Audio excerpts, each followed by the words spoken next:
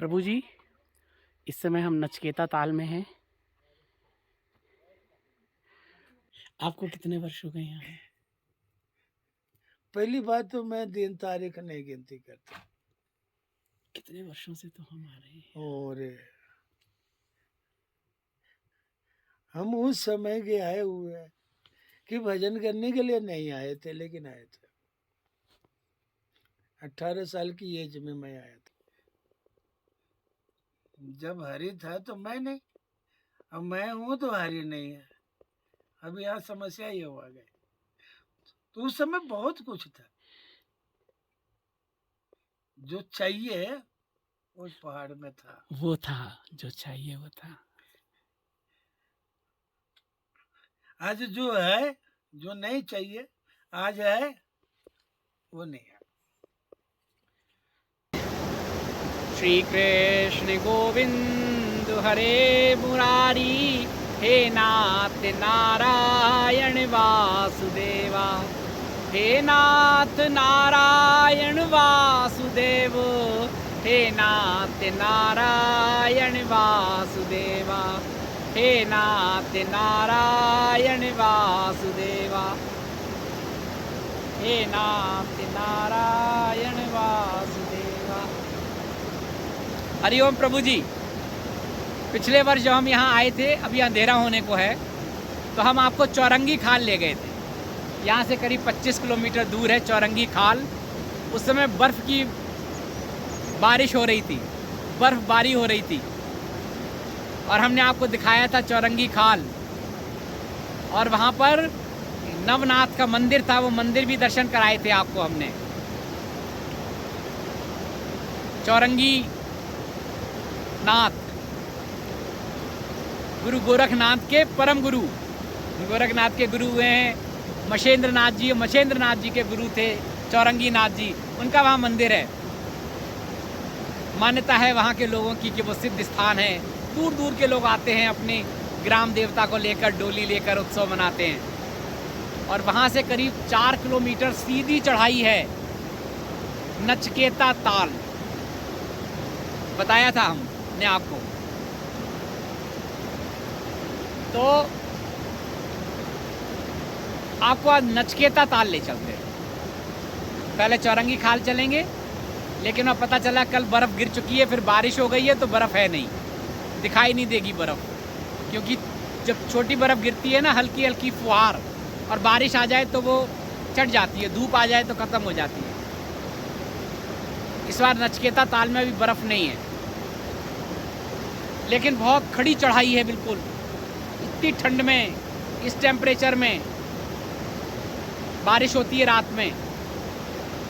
4 kilometre जाना और 4 kilometre आना, क्योंकि वहाँ रहने का कोई स्थान नहीं है। तो मेरी इच्छा हुई लाओ दर्शन करते हैं। वहाँ एक स्वामी जी भी हैं, स्वामी कृष्णदास महाराज हैं, गुजरात के, दशकों से यहीं हैं।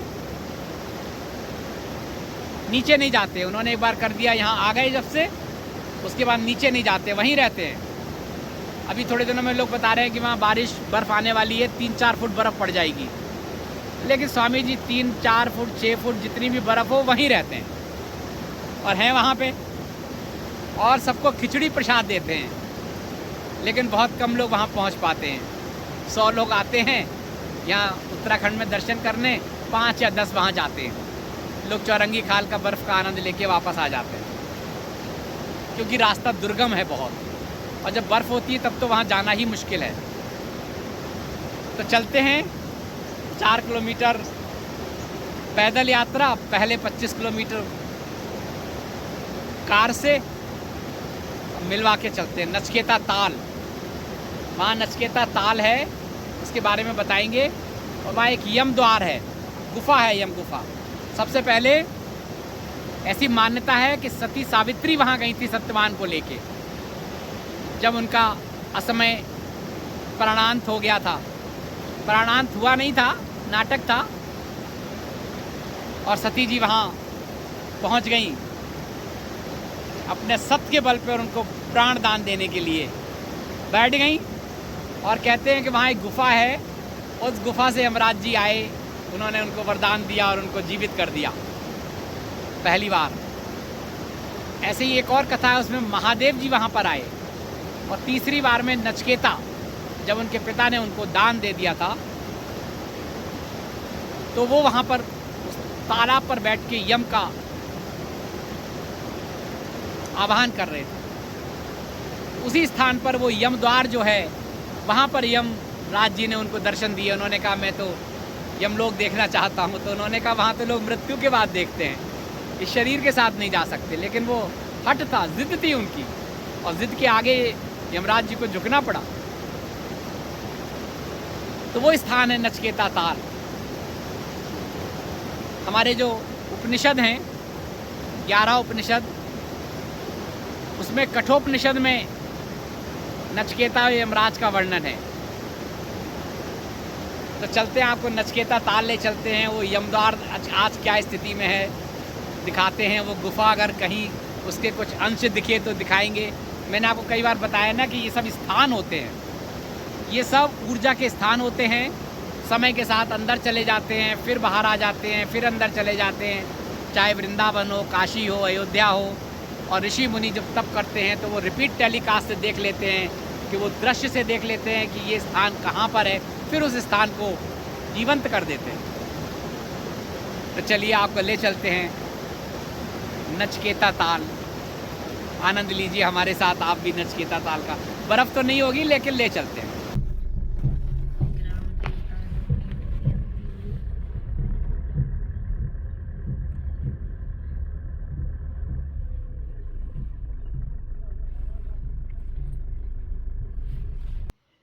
ये गुरु चौरंगी नाथ का मंदिर है। गोरखनाथ जी के परम गुरु, गोरखनाथ जी के गुरु थे मछेंद्र नाथ, और मछेंद्र नाथ जी के गुरु थे चौरंगी नाथ। तो ये जो नवनाथ हैं, उन नवनाथ में ये चौरंगी नाथ जी हैं। आसपास के गांव में यहाँ दूर दूर तक बहुत मान्यता है। लोग अपने कुल देवता को लेके, कुल देवी को लेके, ग्राम देवता को लेकर यहाँ आते हैं, पूजा पाठ कराते हैं, उत्सव होता है, यात्रा निकालती है। ऐसा ये पवित्र स्थान और सिद्ध स्थान माना गया है गुरु चौरंगी नाथ का।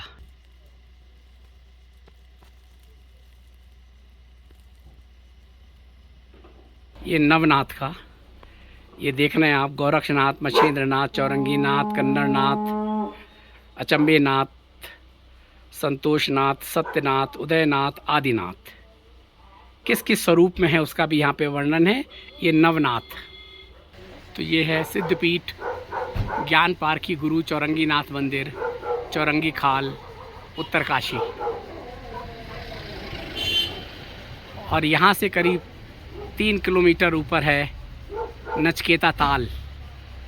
तो अभी आपको नचकेता ताल ले चलेंगे, वहाँ दर्शन कराएंगे। नचकेता ताल में 3-3.5 किलोमीटर की खड़ी चढ़ाई।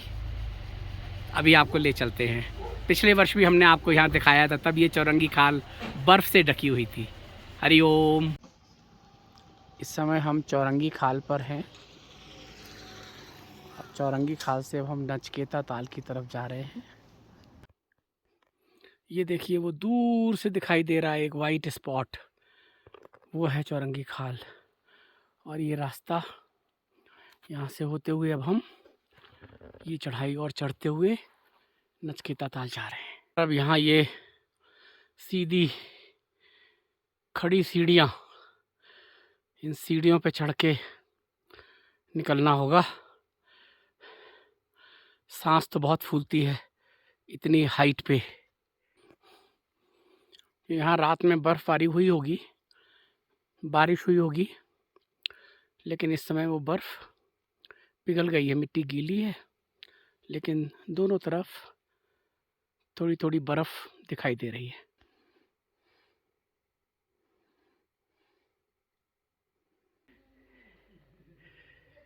प्रभु जी, इस समय हम नचकेता ताल में हैं और नचकेता ताल की परिक्रमा का बड़ा महत्व है। चौरंगी खाल से लगभग 3.5 किलोमीटर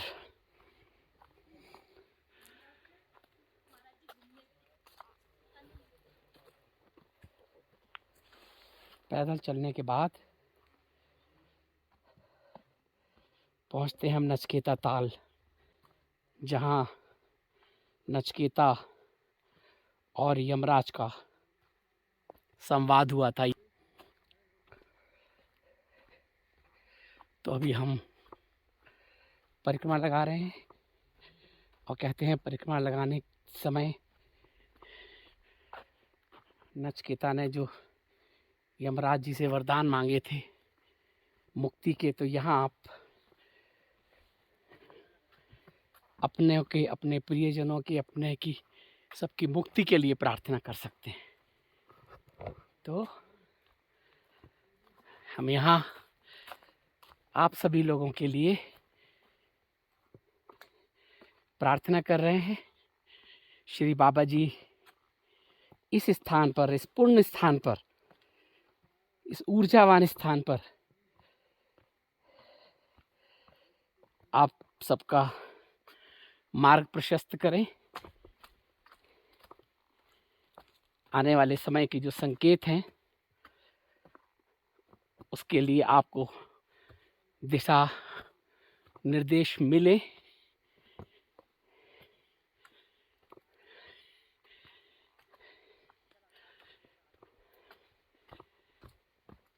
और आप अपनी यात्रा को अनवरत जारी रख सकें, यही आज हमारी यहाँ प्रार्थना है।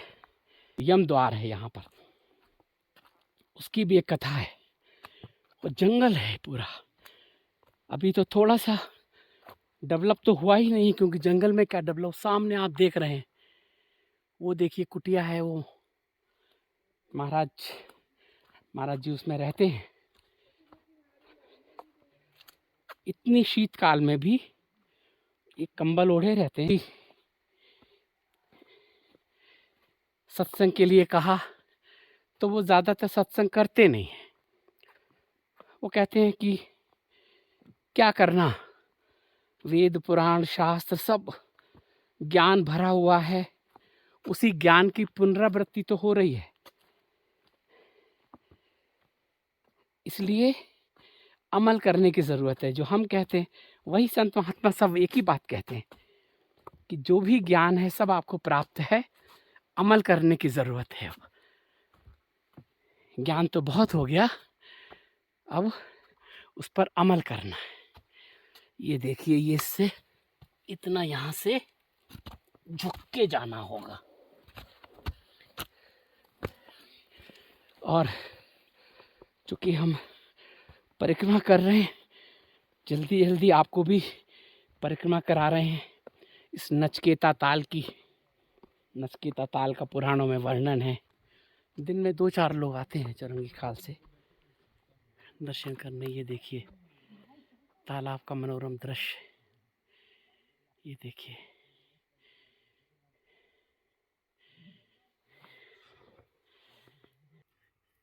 आपको कितने वर्ष हो गए यहाँ? और हम उस समय के आए हुए हैं कि भजन करने के लिए नहीं आए थे, लेकिन आए थे 18 साल की एज में मैं आया था।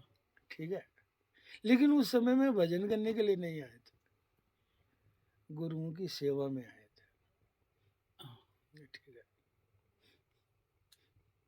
और गुरुओं ने ये सारी हमारे जो है दर्शन मेला करवाया था। मानसरोवर से लेके पशुपतिनाथ तक का जो है सो पैदल यात्रा था। तो उस समय तो यहाँ जो है जंगल कुछ था ही नहीं।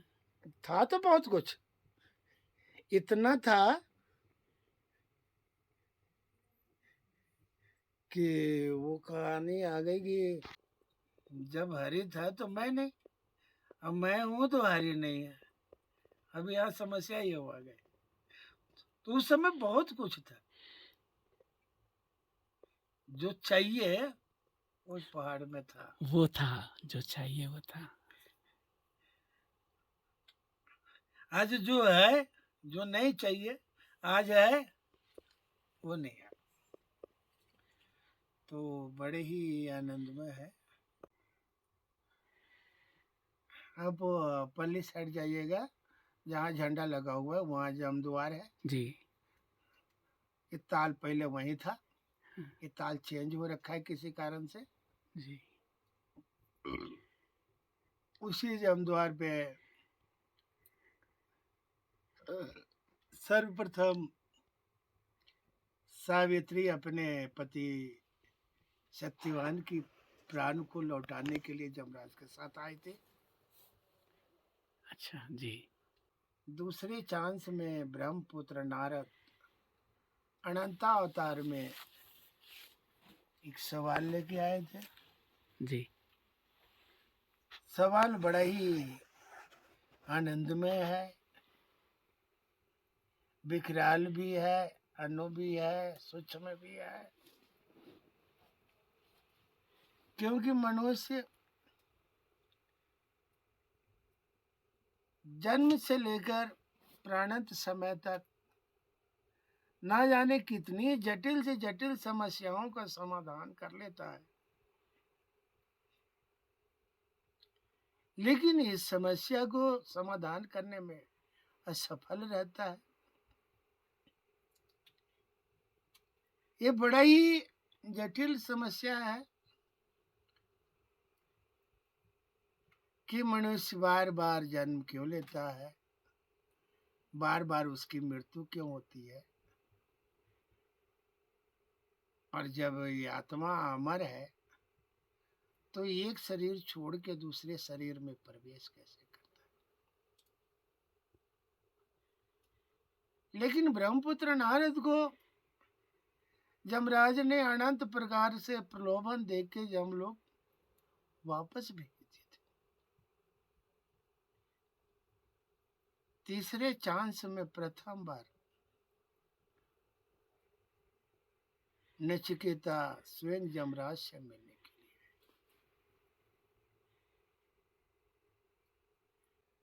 तो भावुक होके जमराज ने उन्हें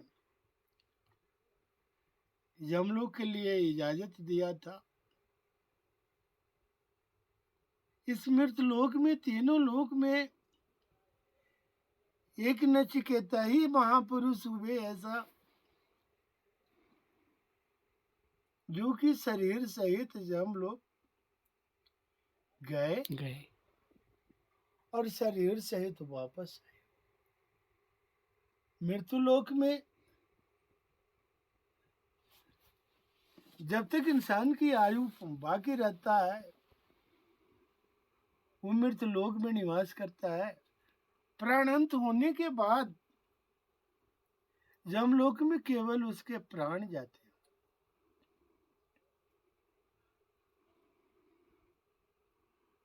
तो नचिकेता महाराज वहां जमलोक में जाकर के देखा, बहुत कुछ देखा, बहुत विचित्र भी देखा, इतना देखा जो देखने योग्य ही नहीं था। मनुष्य कर्मों के अनुसार दंड, भोग, सुख, दुख, स्वर्ग, नरक सारी यातनाएं देखा। यातनाएं देते समय जब उन्होंने देखा तो विचार करा कि जिनको दंड दिया जा रहा है हो सकता है कि हमारे ही पितृगण होंगे और कल को मेरी भी मृत्यु होगी तो मुझे भी ऐसे ही दंड मिलेगा। यानी भाव यहाँ बुद्ध भगवान का प्राप्त होगा। क्योंकि बुद्ध भगवान ने यही कहा, किसी को लठ लेके चलते देखा, बोले कल को मेरे को भी लठ पकड़नी पड़ेगी। कोई कमर टेढ़ा करके चल रहा तो मेरे भी कमर टेढ़ी हो जाएगी। हैं? कोई अर्थी लेके जा रहा है तो कह रहा है कि राम नाम सत्य है, सबका यही गत है, तो कल को मेरी भी ऐसी ही गति हो जाएगी। इसलिए ज्ञान की खोज करो जिससे कि ये गति ना मिले। तो उसी तरह नचिकेता को भी आभास हुआ। उन्होंने कहा कि रिक्वेस्ट करा जमराज से कि मुझे एक ऐसा ज्ञान प्रकाश दीजिए जिससे कि भविष्य में ऐसा दंड भोग ना भोगा जाए। भाव को देख करके नचिकेता को अग्नि विद्या का ज्ञान प्राप्त कराया, जो अग्नि पुराण में है, और उसको प्राप्त करके शरीर सहित वापस आए। ये आप देख रहे हैं नागराज देवता का मंदिर। ये नाग देवता का मंदिर है। मैंने आपको बताया था पहाड़ों में जगह जगह पर कुल देवता हैं गांव के, ये नाग देवता हैं। तो ये देखिए, ये नाग देवता का मंदिर। जो भी सच्चे मन से, सच्चे भाव से मनोकामना, अपनी कामना करते हैं, पूर्ति होती है। तो हम आप सब लोगों के लिए यहाँ प्रार्थना कर रहे हैं कि आप सबका मार्ग प्रशस्त करें। जो हिताय सो करो सहाय। आप सबके जो हित में हो, हे नाग देवता, हमारे इस पूरे परिवार को जो उनके हित में हो वो सहाय करें, और वो अपनी यात्रा अनवरत जारी रखें आने वाले समय के संकेत को देखते हुए। हरि ओम। और अब हम यमद्वार की तरफ जा रहे हैं। इस तालाब के बाद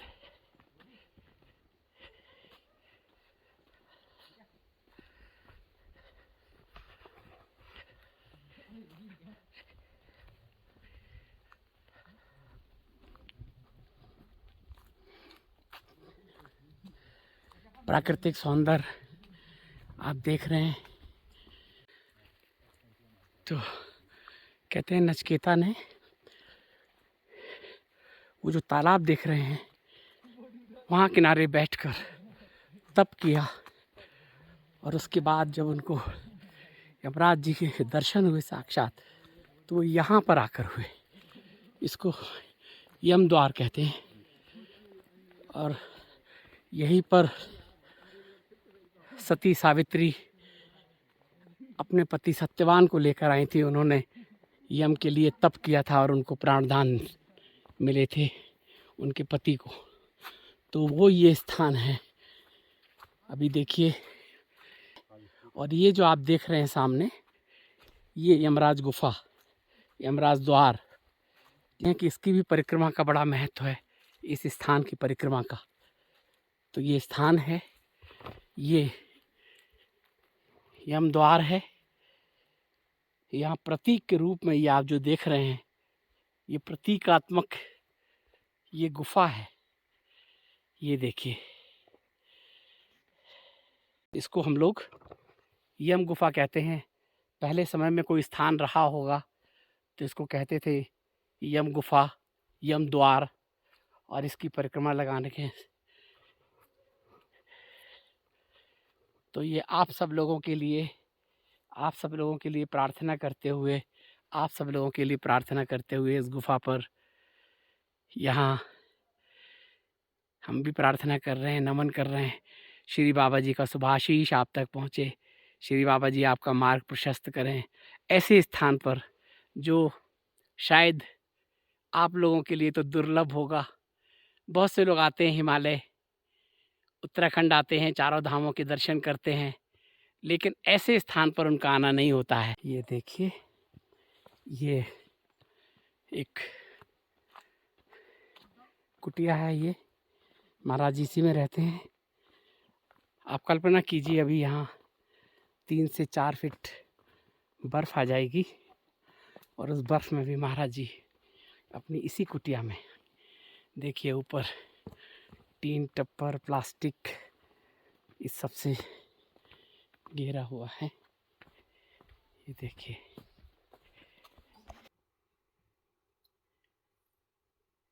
देखिए ये हमारे वृंदावन वाले महाराज जी मकर संक्रांति के उपलक्ष्य में विराजमान हैं, और हमारे कुछ भक्तगण हरियाणा से भी पधारे हैं, नर से लेकर नारी तक।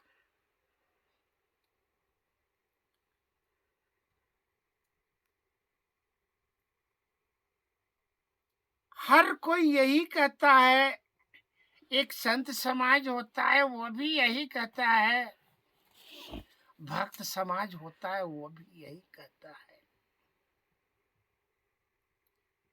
गुरु आचार्य होती हैं वो भी यही कहती हैं। इस कलयुग में कोई ये सिलसिला पता नहीं लगता कि किसका क्या रिजल्ट निकलेगा। एक संत कहते हैं कि मैं आश्रम में फंसा हूं, भक्त कहते हैं कि भक्ति में फंसा हूं, गृहस्थ कहते हैं कि गृहस्थी में फंसा, व्यापार मंडल वाले कहते हैं कि मैं व्यापार में फंसा, सेवा सत्कार वाले सत्कार में फंसा। लेकिन ये फंसना और ना फंसना, इसका चाबी अपने हाथ में। हाँ।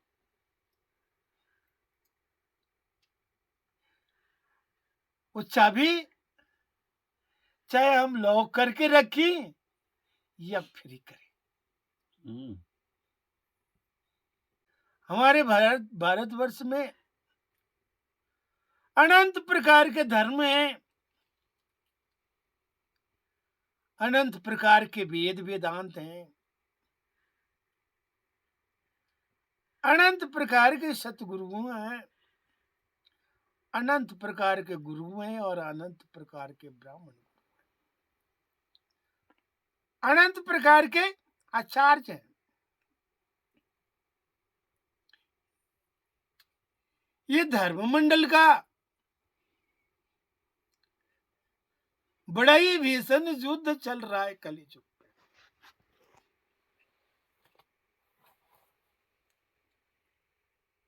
ये वेद वेदांत भी यही कहता है, सनातन काल से सतगुरु महाराज भी यही कहते रहे, जितने संत महाराज हैं वो भी यही कहते हैं, और वेद वेदांत भी यही कहता है, और सभी धर्म के मार्ग वाले भी यही कहते हैं। क्या कि भजन करो, सेवा करो, दान पुण्य करो, आध्यात्मिक रीडिंग करो, श्रवण करो, मुक्त हो जाएगा।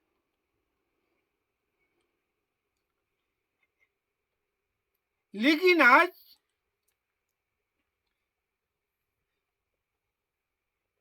हम अपना प्रैक्टिकली अनुभव के अनुसार बताती हैं, ना किसी की देखी हुई ना सुनी हुई, कि इस सिलसिला में ना तो भक्तगण मुक्त होंगे, ना संतगण मुक्त होंगे, ना आचार्य मुक्त होंगे, क्या बात। ना ब्रह्मचारी मुक्त होंगे। क्योंकि ये सिलसिला की चक्रव्यूह पीढ़ी दर पीढ़ी सृजन का मार्ग है।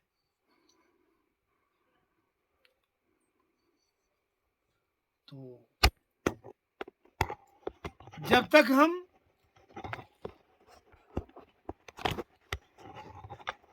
हाँ इससे मुक्त हो सकती हैं, इसमें कोई दो राय नहीं, कोई भेद नहीं है। जिन सतगुरुओं ने, जिन धर्मों के सतगुरुओं ने, आचार्यों ने, ज्ञानियों ने, ध्यानियों ने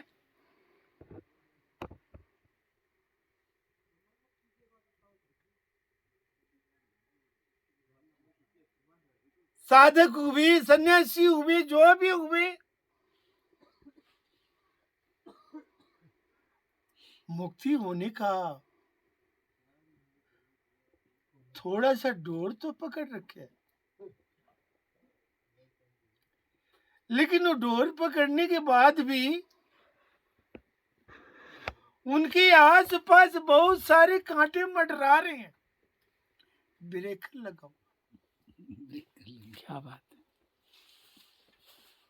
और वो ब्रेकर उस मोड़ तक पहुंचने में बहुत बड़ा भयंकर वायरस है। वायरस ये जो अभी वायरस का नाम जो चल रहा है, ये छोटा है, ये सबसे बड़ा है।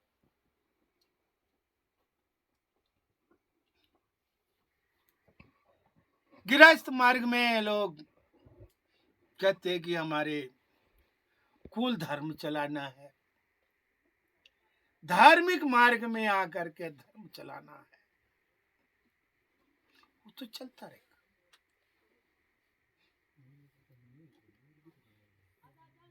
लेकिन अगर चलाते हुए भी अगर मुक्त हो जाए तो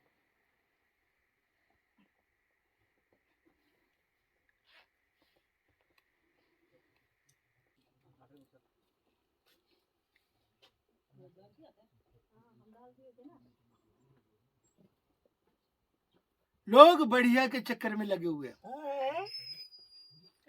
दो बते जरा एक बार इसको घुमा ले बेटा। लोग जो है बढ़िया हो, अच्छा हो और हो, इन चक्कर से आप कभी मुक्त नहीं होंगे, उलझन में फंसे रहे।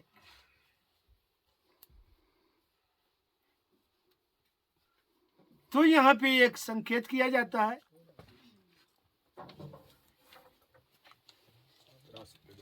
कि मुक्ति केवल प्रेम से होगी।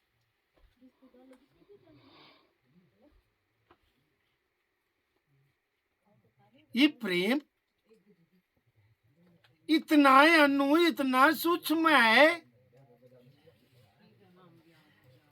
कि ना तो इसको देखा जा सकता है, न समझा जा सकता है, न सुना जा सकता है। इतना भयंकर विकराल है कि इनके बीच इंटर हो जाने के बाद आउट भी नहीं होया जा सकता।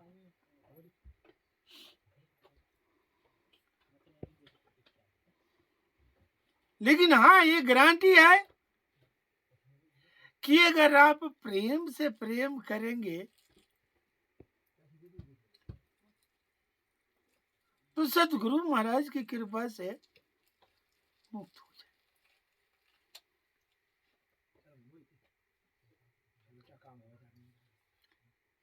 अभी तक इस जगत में जो भी लगी हुई है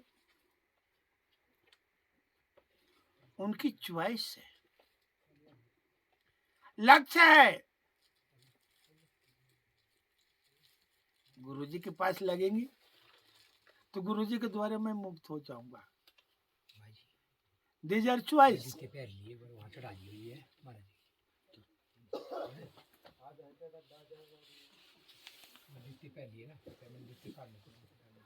गुरुजी के साथ लगे रहेंगी तो आश्रम चलाने की मौका मिल जाएगी। अरे आप आश्रम चलाओ, अपनी भी चलाओ और ये भी चलाओ, लेकिन ऐसे चलाओ जैसे आश्रम ऊपर वाला चलाता है।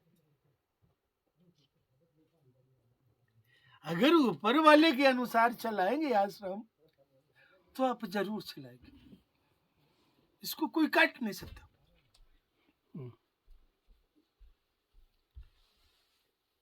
तो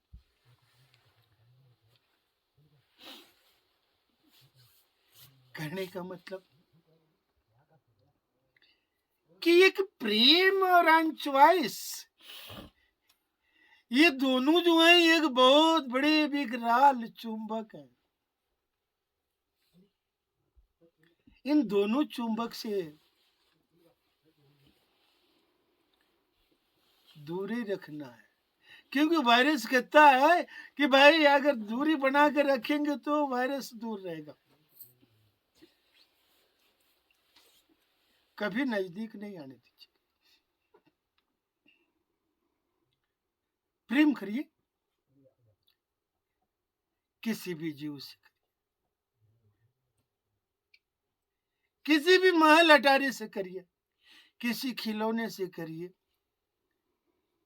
अच्छी अच्छी बुरी जो कुछ भी सामग्री है उससे करिए, लेकिन प्रेम से प्रेम करिए। अगर प्रेम से प्रेम करती हैं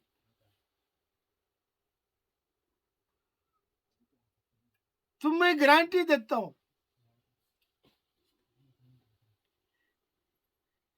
कि आपके पास आसक्ति नहीं आएगी।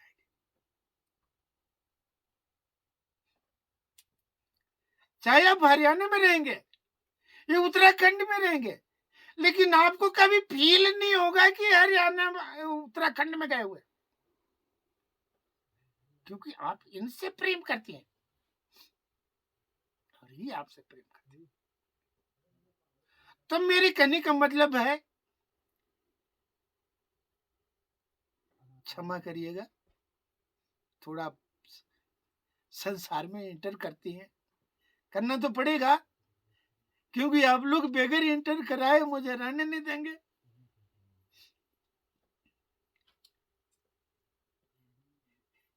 किसी रूप श्रृंगार से प्रेम मत करिए, रूप श्रृंगार वाले से प्रेम करिए,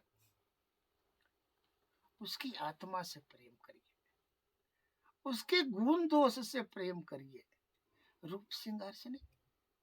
अगर रूप श्रृंगार से प्रेम करेंगे तो आप उनके रूप में आसक्ति आ जाएगी, आपको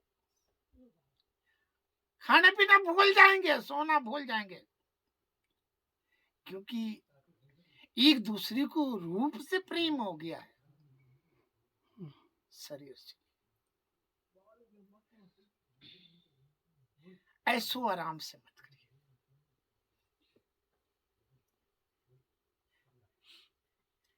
कृत्रिम कार्य से मत करिए, उसके लाभ हानि से करिए।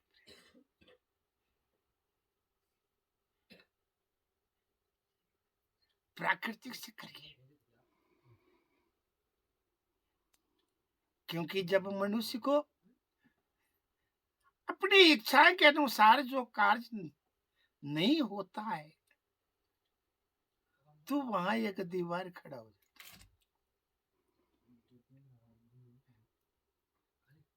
तो इसमें जो है लाभ हानि का कोई लेना देना नहीं है, फायदा नुकसान का कोई लेना देना नहीं है। फायदा नुकसान भी आपके पड़े हुए, फायदा नुकसान का कार्य तो जिसने सृजन किया है वो चाबी उसके पास है, फिर चाबी आई, वो चाबी आपको नहीं दिया।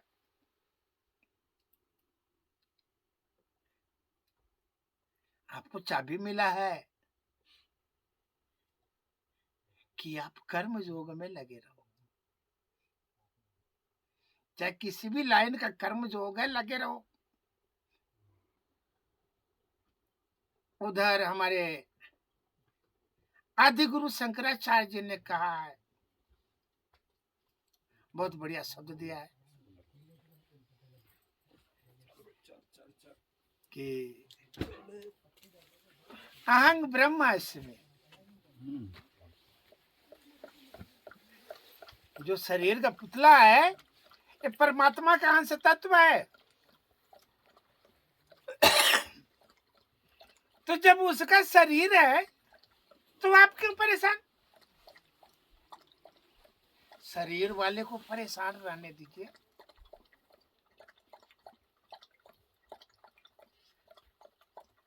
जब शरीर वाले को पेन नहीं हो रहा है, कि शरीर को तकलीफ हो रहा है, तो आपको क्यों पेन हो रहा है? इसलिए कि आप शरीर से प्रेम करते हैं।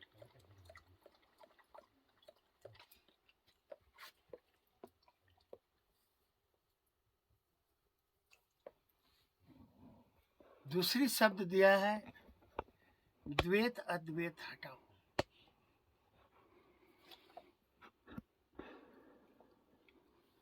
अगर भेदभाव की दीवार हट जाती है तो आप मुक्त हो जाते हैं।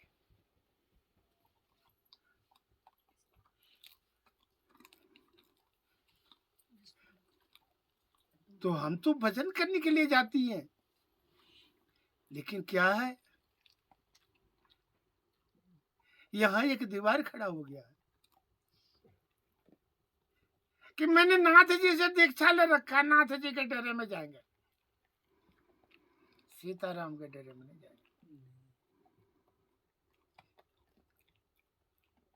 लेकिन महादेव जी ने यहाँ शिव आरती में कहा है कि ब्रह्मा विष्णु सदाशिव जानत सभी वेका, प्रणवाक्षर के माध्यम ये तीनों एक। हम एक दूसरे को द्रोह करके किसी का भजन नहीं कर सकते।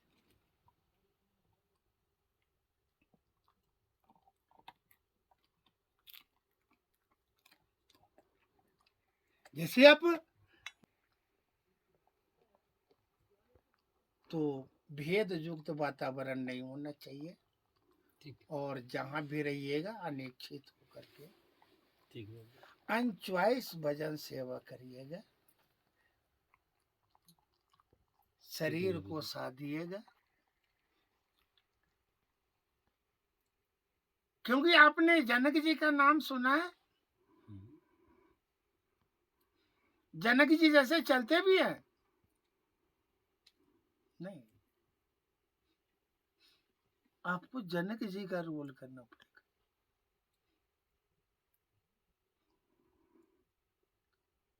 पति है लेकिन पति से कोई मतलब नहीं,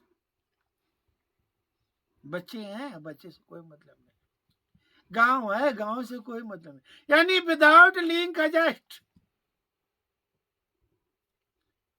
फिर आप पूछ सकते हैं कि बाबा जी जब लिंक ही नहीं रखना है, नौकरी करना है, तनख्वाह नहीं लेना है, तो फिर नौकरी क्यों करना?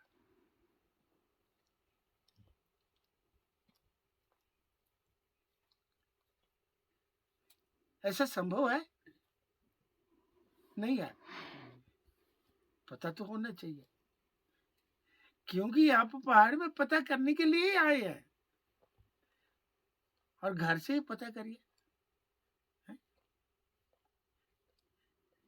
आप ये कैसे कह देती हैं कि मैके भी हमारे हैं और पियर भी हमारे हैं? ससुराल ससुराल भी हमारे हैं। तो एक जने के दो कैसे हो सकता? कुछ दिन पियर भी छोड़ देते हैं, कुछ दिन ससुराल भी छोड़ देते हैं। तो जैसे धीरे ससुराल और पियर के लिए छोड़ते हैं ना, उसे धीरे धीरे धीरे धीरे,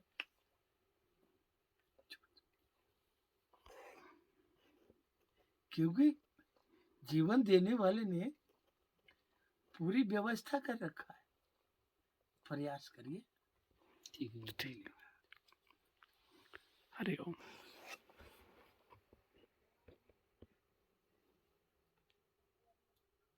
अरे हमें महाराज जी की सेवा करनी है।